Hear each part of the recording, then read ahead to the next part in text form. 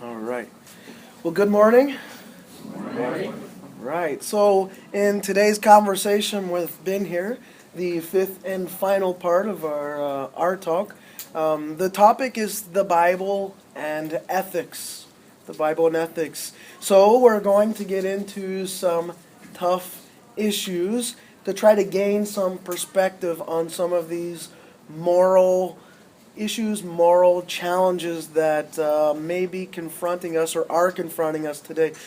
In fact, I think to be sure, Christianity is confronted with a host of moral issues, but the fact is, many who self-identify as Christians, as believers, just don't know how to think through or maybe even articulate or respond to many of these pressing questions today. So we're going to see if we can cover some ground here, try to think through them, think through some of them, and maybe find some ways to articulate our thoughts on these. So Ben will help us with this. I want to begin with a topic that is near and dear to my heart, Ben, the topic of pacifism. And now, it's no secret, you all know I'm a pacifist, and that's fine. But here's the first question. Ben, would you identify yourself as a pacifist? Yes, I would. I certainly would. But before we really get into that in particular, just a couple of things. I think that the ethics that are incumbent on Christians is one thing. A general cultural ethic is something else. In other words, the ethics we find in the New Testament are ethics based on faith in Jesus Christ, right? Especially the Sermon on the Mount, where you hear Jesus stood up and there was a crowd listening, but he directed his thoughts to the disciples. It's an ethic for disciples of Jesus. I don't presume that the ethics that Jesus requires of us is something I should impose on a secular government or people that are not Christians or whatever. What I'm talking about is a very specific Christian ethic grounded in the teaching of Jesus and Paul and other kind of people. So that's the important proviso. So as we start, I like that. As we start, would you provide us with an understanding, a sort of definition of what pacifism is? Sure. I think a lot of people have a different set of ideas about what that's like and what that really means. What I'm talking about is personal pacifism. That is, I'm talking about an ethic of following Jesus that suggests that we should pretty much take the Sermon on the Mount at face value. And so when Jesus says, "Thou shalt not kill," it means, wait for it, "Thou shalt not kill," right? And when Jesus says, "Love your enemies," I'm pretty sure he doesn't mean love them to death at the point of a gun, right? I'm pretty sure he didn't mean that, right? So to begin with, it has to do with taking what Jesus says on face value and trying to live out a life according to those principles. Now, it's clear to me also from the New Testament that we have different spheres to which different ethical rules apply. I mean, to give you a simple example, if someone is a policeman, they have rights and privileges and duties that an ordinary citizen couldn't do. I mean, some of the things that a policeman could do or a fireman could do and ought to do on various occasions are not something a private citizen should do. So I think we understand the idea of spheres of ethics and roles that require certain kind of ethical responses. I'm talking about me, private citizen Joe Christian, trying to follow the teaching of Jesus, and that's why I call it personal pacifism. Pacifism doesn't mean you're passive. In fact, some of the most active people I know, some of the most people who are most likely to lobby, protest, get in other people's face about their bad ethics, are actually pacifists. One of the ones, right here in Kentucky, who is the Kentucky Poet Laureate, is Wendell Berry. I read his little book, Blessed Are the Peacemakers, his exegesis of the Sermon on the Mount a couple of weeks ago, and I went, wow, this guy is a foaming at the mouth pacifist. He's also a Kentucky farmer. He's also very concerned about environmental ethics, right? He is anything but passive. So being passive has nothing to do with being a pacifist. What a pacifist rejects is the use of violence, not the use of any kind of force, but the use of violence against other human beings. And again, more specifically, it's violence against other human beings. I mean, most pacifists are not vegetarians. They don't have a problem with having a hamburger, that sort of stuff. That's not pacifism. That's vegetarianism, right? So, yeah, so your pacifism isn't necessary. It doesn't stem from, it doesn't originate from a certain political party, or it's not a regional sort of thing. No, not it's at all. It's an ethical view grounded in the ethic of Jesus. And, equally reasonable, thoughtful Christians may well take a different approach to these texts. And one thing that is very clear to me is that there is more disagreement even amongst scholars of Christian ethics, on ethical issues than there are actually on theological issues. And equally reasonable Christians can agree to disagree on these kinds of issues because they don't interpret the text the same way that I might do, but that's all right. I want to talk about a few of those texts in a couple minutes, but you brought up Jesus, obviously, sort of being the foundation of where your adherence to pacifist view stems from. But what other things have shaped your thinking, or what other people have shaped your thinking about the issue of pacifism? Is there anything? Sure. I mean, there have been a lot of personal experiences along the way. I think most everybody here this morning would remember the 60s. I remember the 60s very vividly. The very first day I walked on campus in Carolina, they were taking up money for the Kent State Fund. And what was the Kent State Fund? That was raising money for the families of the 4 people that were killed on the Kent State campus by the National Guard. So, I mean, these were kinds of experiences that made you think about, well, what do you think about the use of violence to solve civic problems? What do you think about that? And so, I was thinking about that all along. I mean, certainly I was shaped by the fact that when I was in high school, the Vietnam War was going and there was a draft. I actually think that young people today might have a very different view of things if we still had a draft, because that was compelling people to go fight a war, many of whom didn't believe in fighting this war. An undeclared war, a war that doesn't meet the Geneva Conventions, a war that doesn't meet just war criteria, and yet we're fighting this war undeclared, So there was a lot of turmoil in the 60s that made you think about this. I remember when I decided, if they call me, I'm not going. I'm going to go get the conscientious objector papers. And this was in high school, right? Now, my father, decorated veteran of World War II, fought in Patton's Army, the whole 9 yards. And my father was not best pleased with me when I said I'd like to go to the post office and get the conscientious objector papers, right? But, to me, one of the most dear memories to me about that whole time was when he couldn't argue me into submission, he went with me and supported me in the decision I had made to get the CO papers. Now, as it turned out, I didn't have to fill them out because they didn't get to my number 192. But I was prepared to fill them out if it got close, because I really didn't think I could in good conscience go do that. I just didn't think I could. And I had other friends that weren't going to do that. The only person I know that was a Methodist that wasn't going to do that was me. My Quaker friends were all right there with me going, go Ben, go. They were right there with me on that one.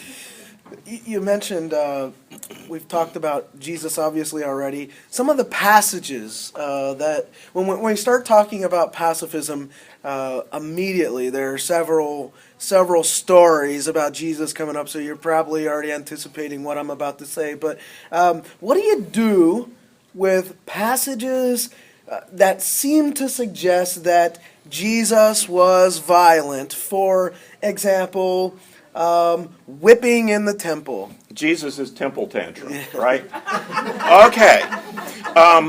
First of all, no animals were harmed in this exercise. Point number two, it was not directed against human beings. Point number two.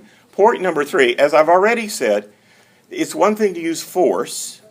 It's another thing to do violence against human beings. I think a lot of people have a very quaint notion about what pacifism is really all about. You know, is that the sky is not cloudy all day and never was heard a discouraging word and all of that sort of. This is not pacifism. Pacifists don't have a problem with using force to accomplish certain things that need to be accomplished in life. And certainly Jesus is using force. What he's not doing is using violence against money changers or violence against sellers of pigeons or whatever. And so I think it's a red herring to bring up a story like that and say, oh, well, Jesus wasn't a pacifist. Well, you don't understand pacifism if you think that story is somehow a violation of not being violent. It's not. One of the stretches that I hear over and over and over with that passage is the equating of a whip with guns. Oh, I know. Doesn't seem like such a logical jump. I mean, you could walk into a place with a gun and just start taking people out, like lethally. Right. But you have a whip. Really, I mean, that's not going to happen. And there's been a lot of talk among scholars also about what kind of whip this might have been. Yeah, I know. What about the story or the account? I think it's in Luke where Jesus mentions the two swords, and he seems to be telling the disciples, take up two swords on your way. And again, this has been made to say, Jesus was telling them to take up arms, and if he were here today, since we don't really use swords, we use guns, he would do the same. Yeah. This is one of the worst abuses of any text in the Gospel of Luke I've ever heard. Jesus has just given a speech about how we are not going to behave like government and governmental officials and policemen and temple guards. Rather, we are called to be servants and follow the ethic Jesus had enunciated in the Sermon on the Mount. And after this little speech, which the disciples obviously didn't get, Jesus says, the Son of Man must suffer many things and be killed, and on the third day rise. And Peter says, this is never going to happen to you. This is never going to happen to you. And Jesus is saying, oh yeah, it is going to happen. And then the disciples say, we have two swords. And Jesus is going, enough of that. The way I would read the Greek is he's exasperated. He's not endorsing that they've got two swords. I mean, as Wendell Berry says about this passage, if Jesus endorsed the disciples having two swords against a whole legion of a Roman army, he's not trying to raise an army here, right? And even when a disciple used one of those swords, because you remember the Malchus story where he cut off the ear of the high priest slave Malchus, Jesus does immediate damage control by repairing the ear. So he's clearly not endorsing using swords against one's enemy. And says enough. Yeah, he says enough of that. So let's not do bad exegesis on the basis of that text. Is it okay for Christians to ever, I'm not going to say engage here or participate, I want to ask that next, enact violence? Yeah. Some Christians think, here's where Christians will differ. Some Christians think that you get into a situation that we're going to call a lesser of two evil situations, where you have like two bad choices. I'm either going to do this kind of lesser violence, or I'm going to do this kind of greater violence, and they choose the lesser violence. I'm not going to say that nobody has ever been in a situation like that. I will simply say, I don't think those are our only two options. One of the things that surprises me when we sort of set up scenarios of how will we respond to, say, an intruder into your home, those kind of things. What normally happens in the American discussion is we jump immediately to, oh, I have a right to have guns, and while I'm at it, I have a right to take them out because they're stealing the silverware, right? There would be a whole range of things you could have done before you did that in responding to this kind of situation. And what I would say is what the pacifists would say is let's think of these other options first and try them, like call 911, turn all the lights in the house, turn on the loudspeakers on your stereo. I mean, there are all kinds of things you can do to make people run away or stop what they're doing rather than sort of kill them. So I would just say that we need to have more reasonable ethical discourse about what are alternatives to violence before we resort to violence, and that's what I want to say about that situation. One thing I've thought about consistently on that is I self-identify as an evangelical. Part of my MO then is to bring people to a knowledge of God's goodness and to salvation offered through Jesus. And obviously, if someone is breaking into my home and attempting to take whatever, intruders usually aren't breaking in to try to hurt somebody. They're out to get something. But it sort of conflicts with my theology of evangelism, right? Obviously, this person needs Christ more than I do. So if I were to kill them, it would deprive them of the opportunity of ever knowing that truth. Well, exactly. And the same issue comes up with capital punishment. What are you doing in capital punishment? If this person is not a Christian, you're just sending them to hell. That's what you're doing. I mean, people don't even think about that when they have an argument about capital punishment. But as a Christian, I have to at least consider that fact when I think about this. Me personally, I think that we're called to a totally pro-life ethic. I agree. Right across the board. And so, I agree with some of my really conservative friends that, I am not in favor of abortion. I'm not in favor of considering life in the womb before birth simply goo or material. No, I think this is an unborn child, right? So I believe in life before birth, I believe in life during birth, I believe in life after death as well. That's what I would call a consistent pro-life ethic. And so that affects my view of not only abortion, but capital punishment in war as well. Mm-hmm. Speaking of war, what, for example, would a Christian response to something like ISIS be? Mm-hmm. Is a Christian responsible for enacting or engaging in bringing about justice by fighting? Is there some other way for Christians to think about this? Again, equally sincere, devout, even evangelical Christians will have different responses to this. Me personally, I don't feel like I could do this and be consistent with my Christian ethic.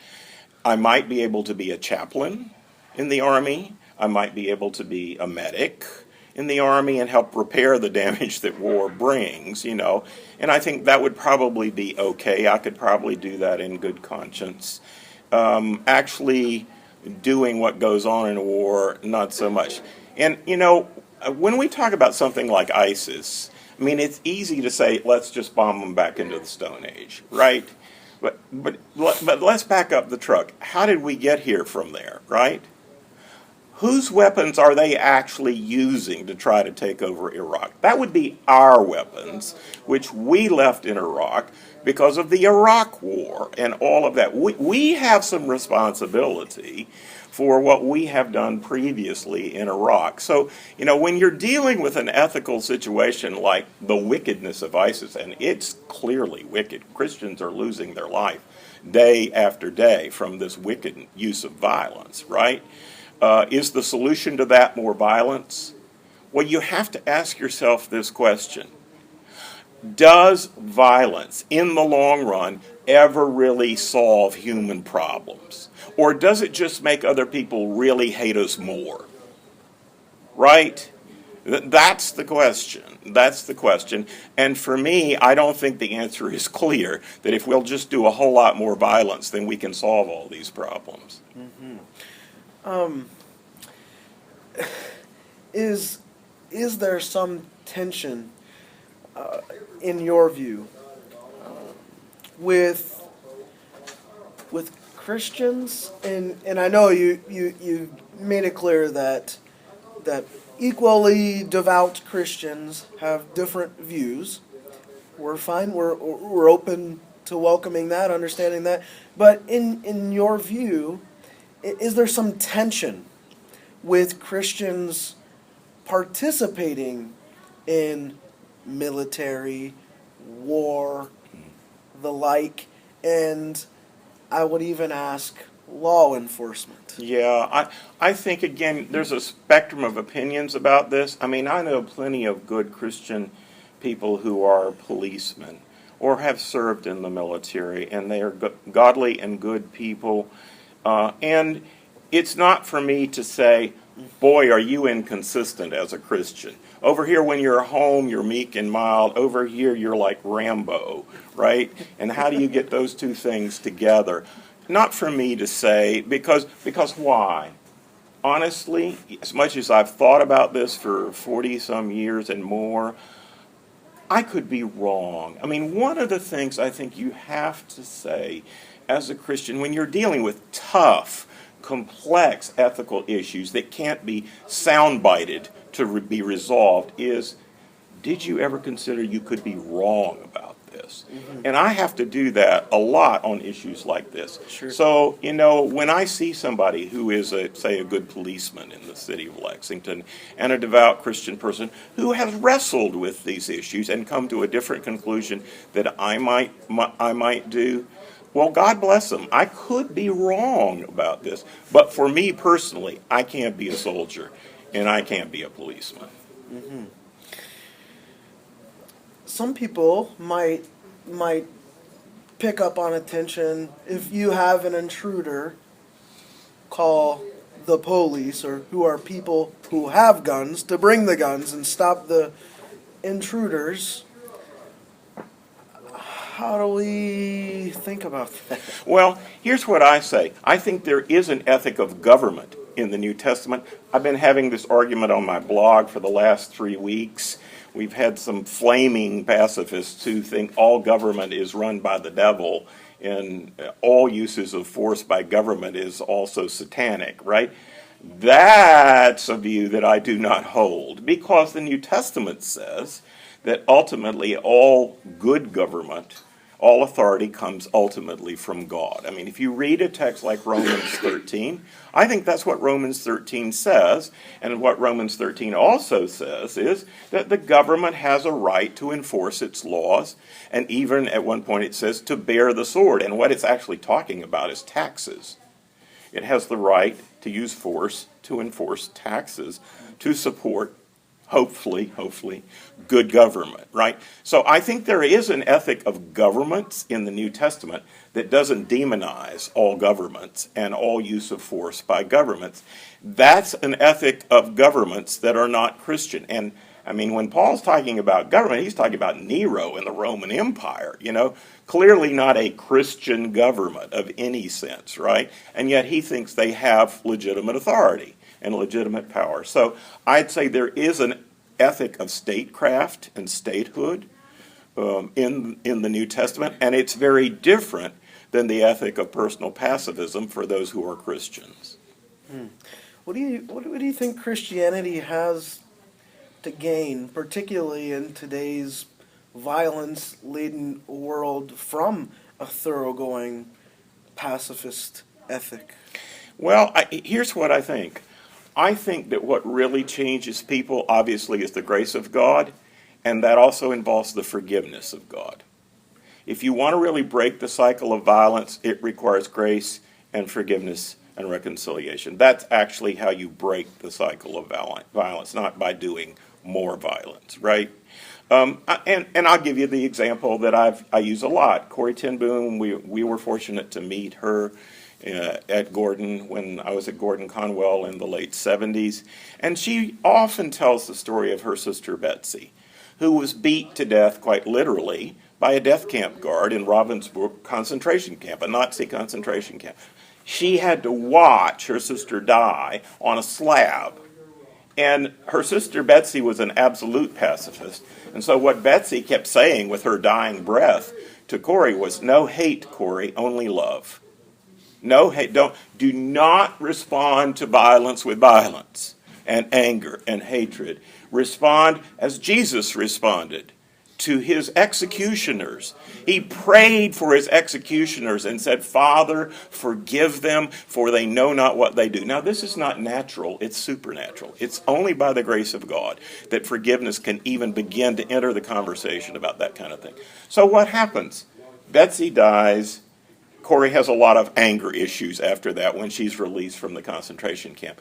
Years later, she's doing a revival in Germany, and she runs into this guy, the death camp guard, who beat her sister to death. And he's come to a revival. And before he'd ever met Corey, some years before, he'd given his life to Christ. And he comes up to her and he says, the Lord told me I needed to come and ask personal forgiveness from you for what I did to your sister Betsy. Can you forgive me? And Corey just sort of breaks down into tears and says, because she has this flashback of remembering seeing the scene in her head, replaying the movie in her head. And she said, well, give me your phone number. I'll have to pray about this. And she wrestles in prayer, and finally she calls up the man and says, it's not I, but the Christ in me who says, you are forgiven, go in peace, right? Well, see, that is what's the game changer. The game changer is not bigger bombs and better weapons. If you really want to change human nature, it's all about God's grace and forgiveness, and that's where the rubber meets the road. Okay. Let's proceed to another topic, a hot topic. Another non-controversial topic, right? If you're squirming in your seat during that, get ready to squirm a little more, maybe. Another hot topic, the topic of sexuality. Right now, as we've touched on a couple of times in the previous sessions we've had together, the matter of homosexuality continues to rage on. And in fact, just yesterday, I was reading that a Christian couple in Virginia was ordered to perform ceremonies for gay couples or face jail time. They run a Christian sort of chapel.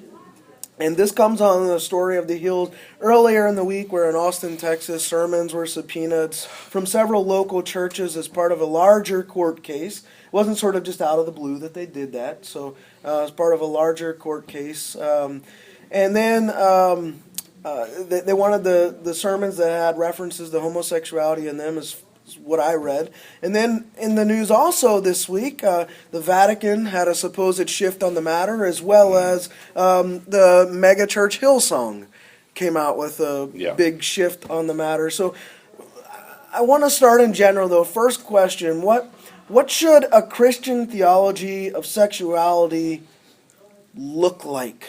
Okay. Let's start from the beginning, a very good place to start. Genesis 1, Genesis 2. What we're told is we are created male and female in the image of God. Not male and male, not female and female. We are created male and female in the image of God for each other. Right? And the story is really a quite beautiful story about how God creates woman for man, because he couldn't find a mate in any of the lesser creatures. Remember, Adam was asked to name all the animals, and part of that process was trying to figure out who's like him.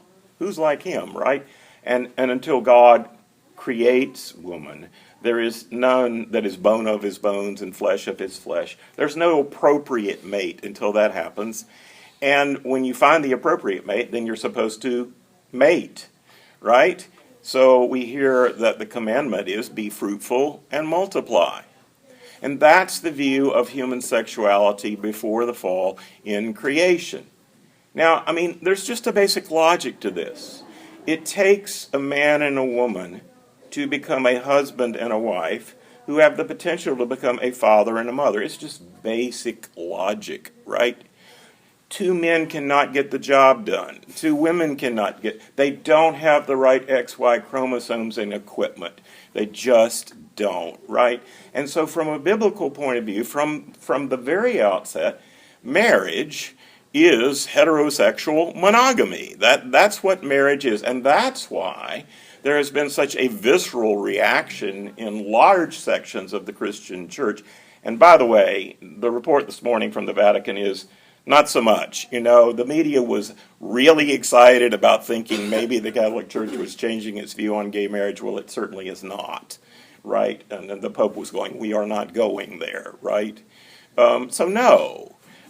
If marriage requires people who have the potential to become husbands and wives and mothers and fathers, at least potentially, then these other relationships, whatever you say about them, whatever they are, partnerships, civil unions, whatever you want to call them, they're not, from a Christian point of view, not from any biblical point of view, a marriage, right? So that's sort of the background for this kind of discussion. Something I hear all the time, I'm curious to get your thoughts on this, because I'm not so sure at all that I agree with, but is the statement that all sins are equal. It seems to me, at least, that in the New Testament, we find that there are greater sins and lesser sins, Yeah. that there are sins that seem to have more grievous consequences than other sins. There seems to be a continuum. The view doesn't seem to be that all sins are equal. And I bring this up because it's something that I hear as a sort of foundational comparison when it comes to sexuality, issues of sexuality. For example, your sin of anger is then just as much as my so-called sin of homosexuality. As a New Testament scholar, what's your view on this? Are all sins of equal type and consequence? No, absolutely not. You know, when somebody brags on their child hyperbolically beyond the limits of truth, this is not the same as committing adultery, okay? It just isn't. And you're right, there are more severe sins and there are less severe sins. This is why, for example, we have Paul's vice lists, where he says, if you keep doing these things, not everything, but if you keep doing these things, it's going to keep you right out of the kingdom of God. And who is he warning? He's warning Christians about this. So, no, I certainly agree there are more severe sins and there are less severe sins. I mean, that's why you have the 10 Commandments, right? These are some of the big 10 that you should be avoiding or doing, right? Yeah, it seems like something of a myth that Christians have bought into, this whole sins are equal, and that way the playing field is leveled. And while we're at it, enough with this. Jesus said, don't judge, lest ye be judged. Look at the context of this. The context is, he says, if you have something against your brother, if he's done something and you're really irritated and mad as a wet hen about it, go to your brother and confront them, he says. And if they don't listen, take two. What he's talking about is that human beings do not have a right to condemn other people to hell for the sins that they commit. He's not saying never exercise any critical judgment, nor never critique somebody's behavior. This is not what Jesus was saying. Mm-hmm. Let's get a little bit more specific now. One of the lines that I also hear, we've all heard time and again, persons are born gay. Yeah. And we talked a little bit about this a couple of sessions ago, the whole gay gene issue. But say a little bit more about that again and lead me, maybe it'll set me up for my next question. Yeah, okay.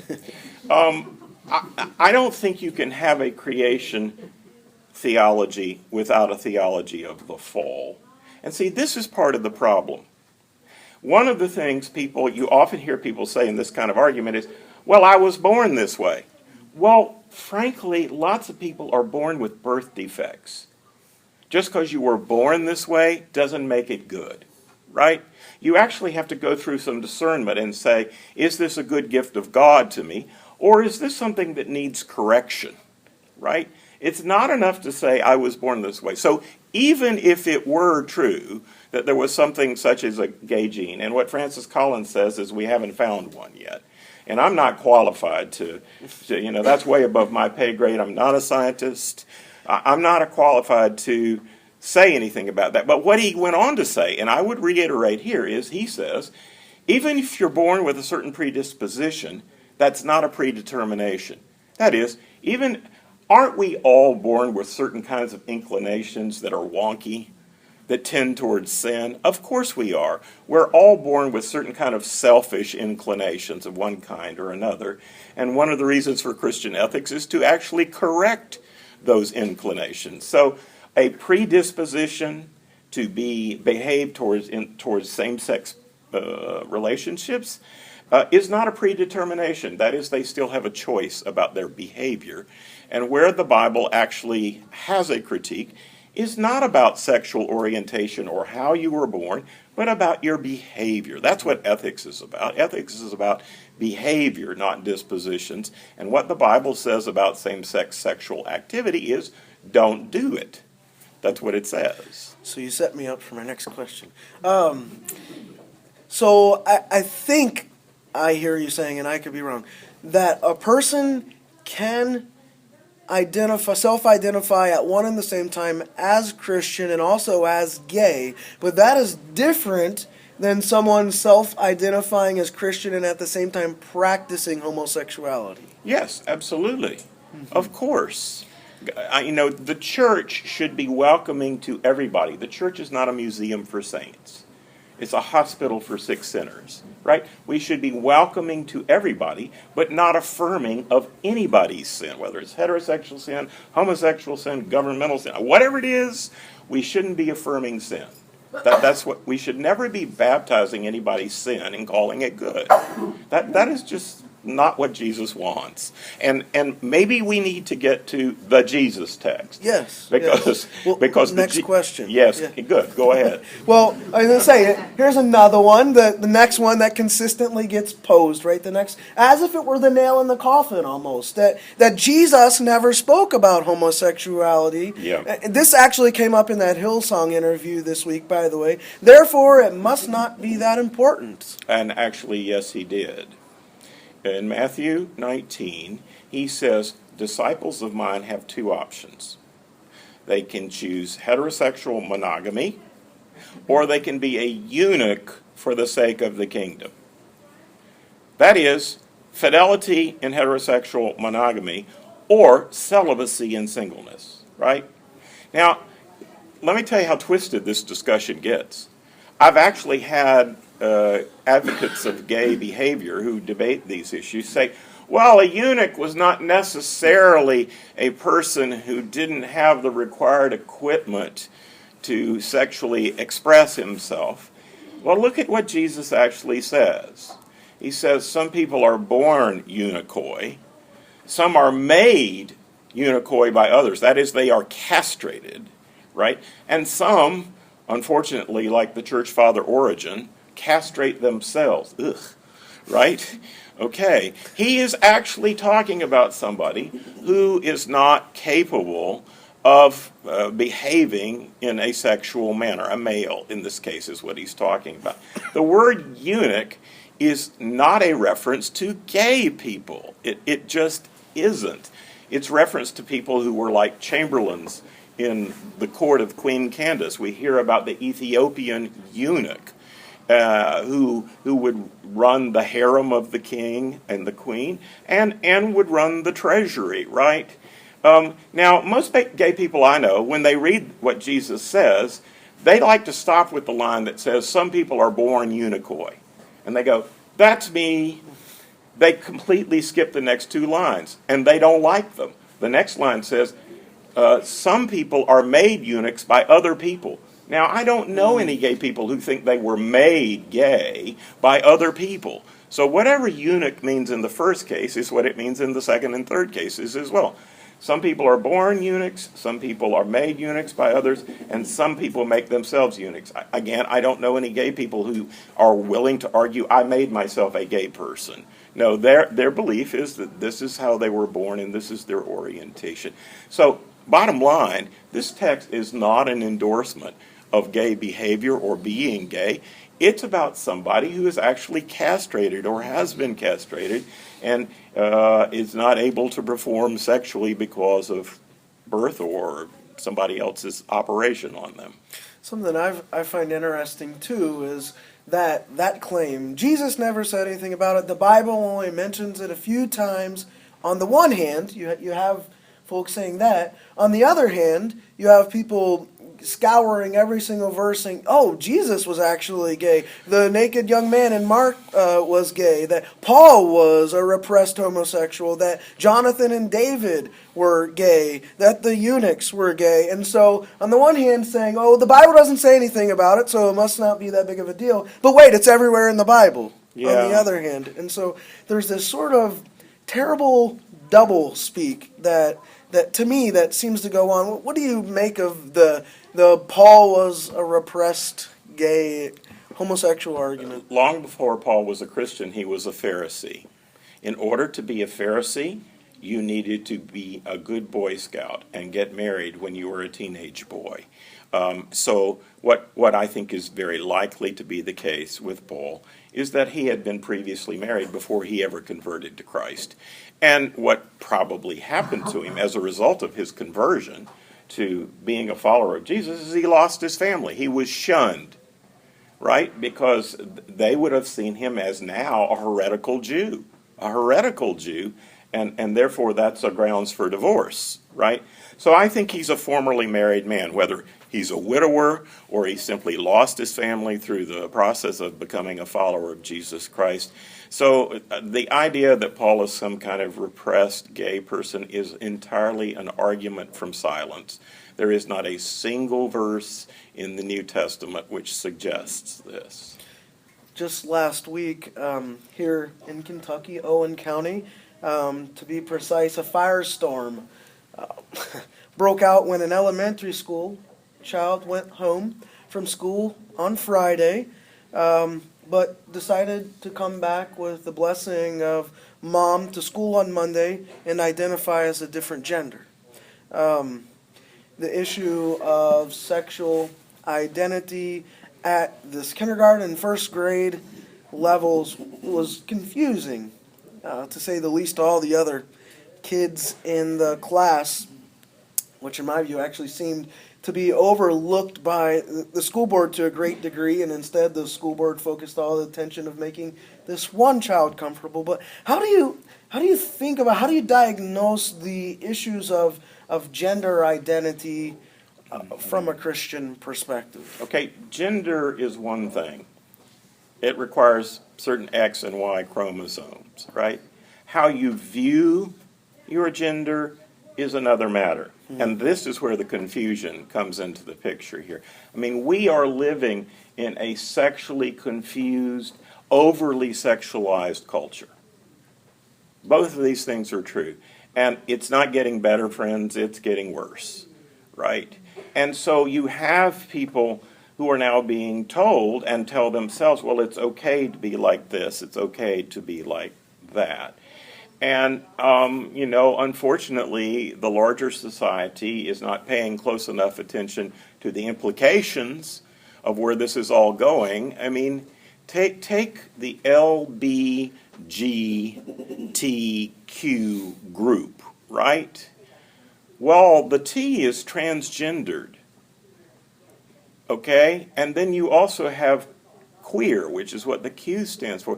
This is a person who, as far as I can see, will swing both ways depending on how they feel at the particular moment, right? Or how they feel led on the particular moment. Our culture hasn't quite gotten there yet, but actually that's where this discussion is leading. We want more freedom for all kinds of sexual behaviors in all kinds of directions. And what I find very odd about this is the horror at pederasty, right? I mean, on the one hand, you have all of this, and people are just saying, well, that's who they are. God bless them. Let them be who they are. And then you have this huge reaction against pederasty with the Sandusky case at Penn State and this, that, and the other. In other words, our culture has not in any consistent way thought through sexual logic, sexual identity, how we view ourselves, and whether we could choose to be of a particular orientation or not, right? I mean, we're the home of democracy and freedom of choice. What you're dealing with that child is the child decided, oh, okay, I'm now going to orient myself this way. It's a matter of freedom of choice. No, it's not. It's a matter of the irreducible fact that you either have this gender equipment or you have that gender equipment. And that is the baseline for you figuring out who you are. And if you simply say gender equipment doesn't matter, then you've negated the basic thing the Bible says. We are created male and female. We are created with a gender identity. That's the basic bottom line. I want to bring the whole bit into sharper relief as we wind up here. What is the appropriate or what is an appropriate pastoral response, say from a minister's perspective, to a gay couple within a congregation who chooses to come to a church but refuses to stop practicing this way of living? Well, I mean, I guess the response would be different depending on what's going on in this particular situation. My tendency would be, let's let the cock go and keep loving them and keep sharing with them what the larger witness of the church and the Bible has to say about this lifestyle. I think you have to have a certain amount of patience and not react in a knee-jerk way.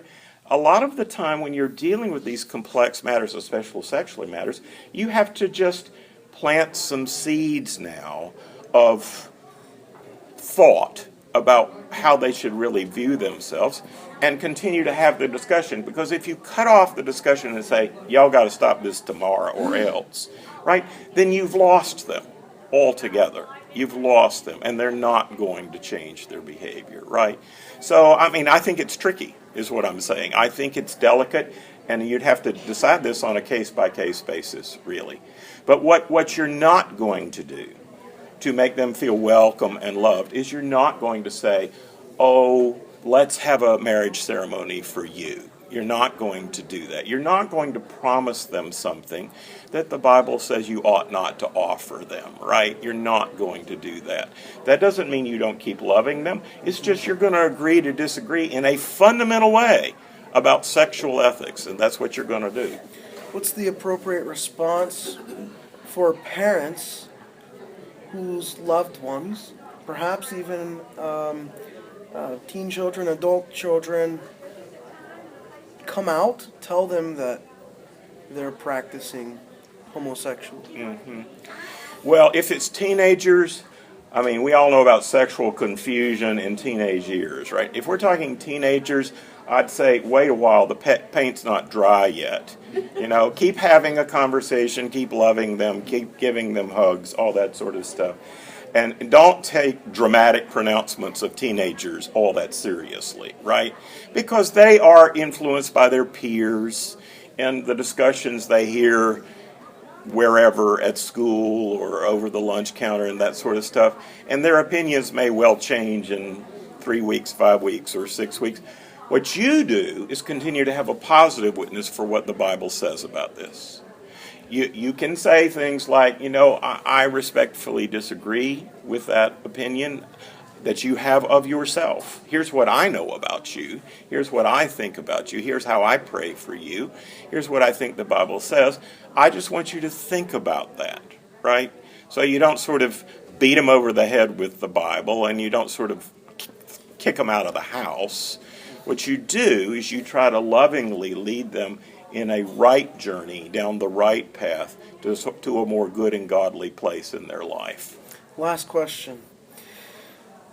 What advice would you give to Christian parents of children in that Owen County Elementary School classroom who are confronted with this matter? This is a public school, yes, This not a is Christian. public school. Yeah. See, I think the teacher's hands are tied in that kind of situation. If an off-duty teacher wants to have a private conversation with that mother and say, what were you thinking? Right? I don't think that's out of bounds, but it would have to be a private and personal discussion and not as a representative of that school. But what about parents of the other children? Yeah, I think they have a right to say, we're very uncomfortable with this. We don't want little Johnny going in the girls' bathroom starting next Monday. We really don't want that. That's not a good idea, and we're not really sure what little Johnny's motives actually are for wanting to do that. It could just be curiosity. We're talking about young children here, right? What I would not want to do with young children is sexualize a conversation or endorse a certain sexuality in that conversation when you're dealing with prepubescent children, right? Let's not predetermine for them what their conversations need to be about those things. So I think the other parents have every right to say, I'm very uncomfortable with this, and this is a democracy, so we vote against this. Well, as I said at the beginning, this is the fifth and final of our interview, so let's thank Ben for interviewing with us. Hope y'all have enjoyed this, and also let's thank Jeremy for helping us with Yes, thank you, Jeremy. All right, well, some stuff to think on for this afternoon, some things to discuss. But that's it. We'll see you next week.